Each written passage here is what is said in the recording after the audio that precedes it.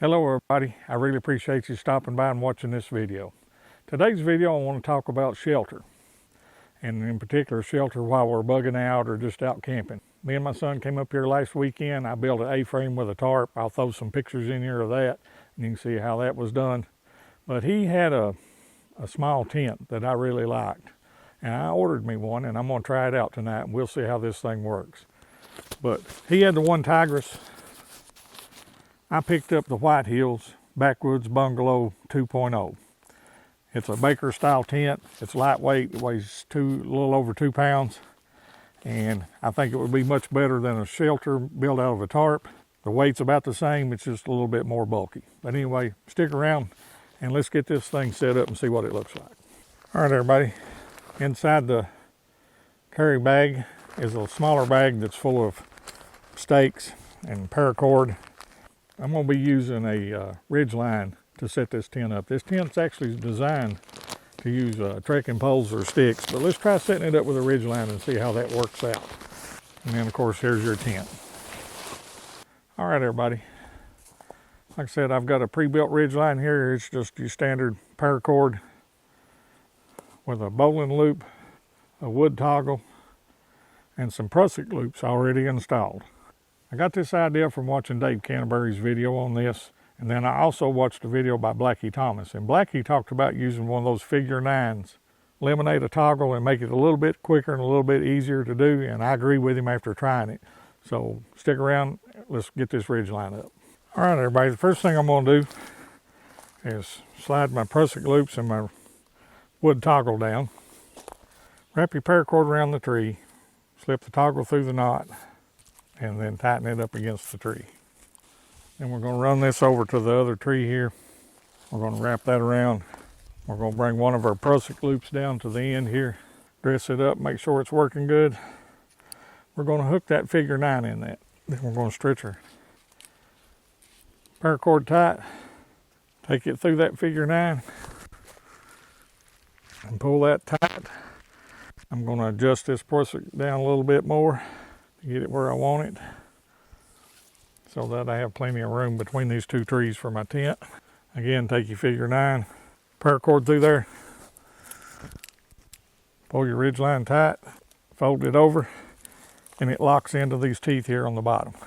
And it's not going nowhere, but if you're worried about that, just tie you a quick slip knot here to hold it in place. And you've got a good tight ridge line. And we may need to adjust this when it gets time to put our tent down. All right everybody, this tent is a single wall tent, so it doesn't have the bathtub type floor in it. So what I've done is I've spread a tarp out on the ground to kind of give a little more protection for the bottom of this tent.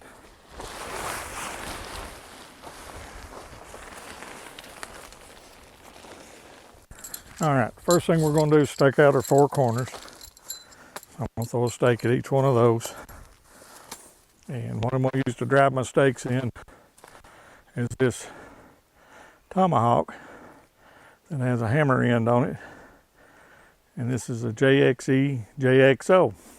I just got these off Amazon. I did purchase these myself. They were not given to me. And we want to make sure this fits under this ridge line. And I believe that's going to work out just fine. Might have to angle this other side a little bit.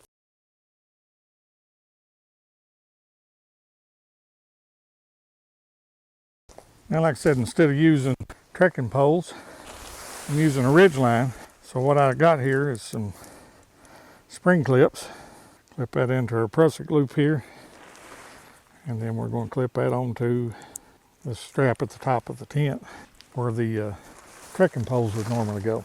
Pull it down to the other end, and we're going to do the same thing. Again, put our spring clip through the prusik loop and through the strap on the top of the tent, and then we're going to pull it tight. And then what this tent actually has, we'll unzip this here. But it has a rain fly that covers the big front door that you can use to make an awning. And I think that's what we might try to do tonight. But for now, Let's just kind of throw that out of the way. Let's zip up our bug-proof door here. No seam mesh to try to keep any potential bugs out. But anyway, you get the general idea. I'll finish setting this up and then I'll show you what the finished product looks like. All right, everybody, I got this thing set up and so far I really like it. Now what I did do was I used some line and just tied this canopy awning rain fly flap over that goes over the mesh door. I just tied it up in the air.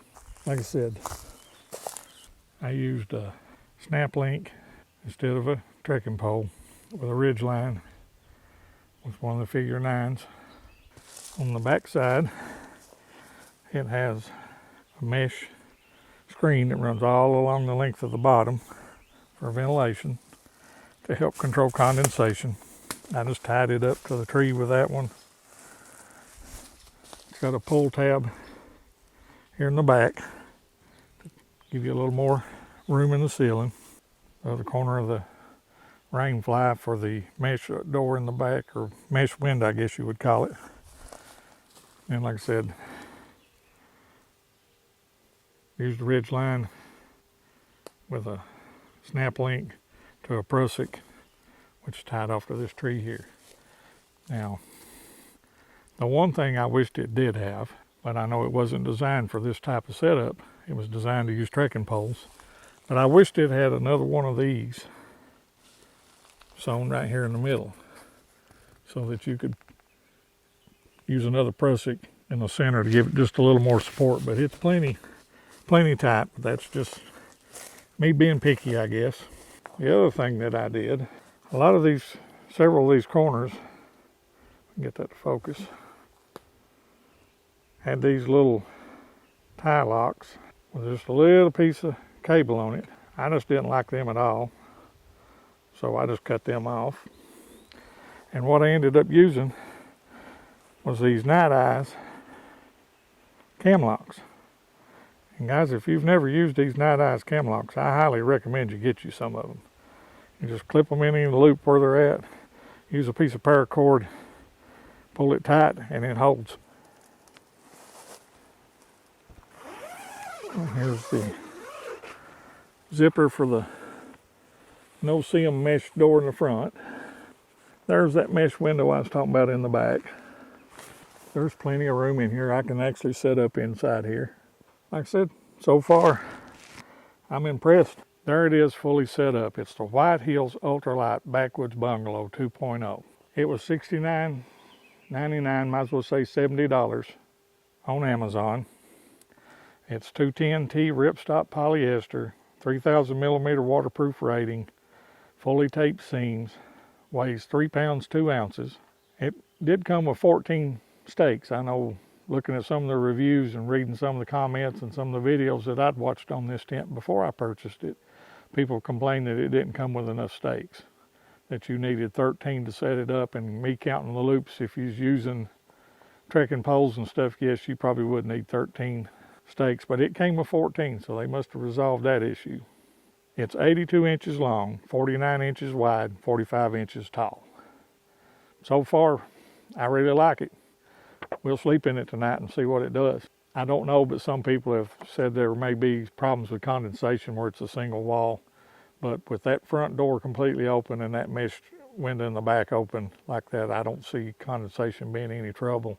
But anyway, I'll leave a link to this down in the description box below. That link is my Amazon affiliate link. So if you use that link, it'll take you to that product. If you was to purchase this product, I will get a small commission from Amazon.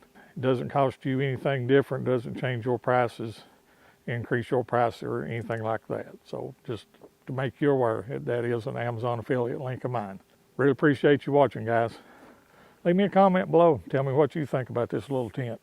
Is it something you might be interested in, something you already have, something that you have that's better?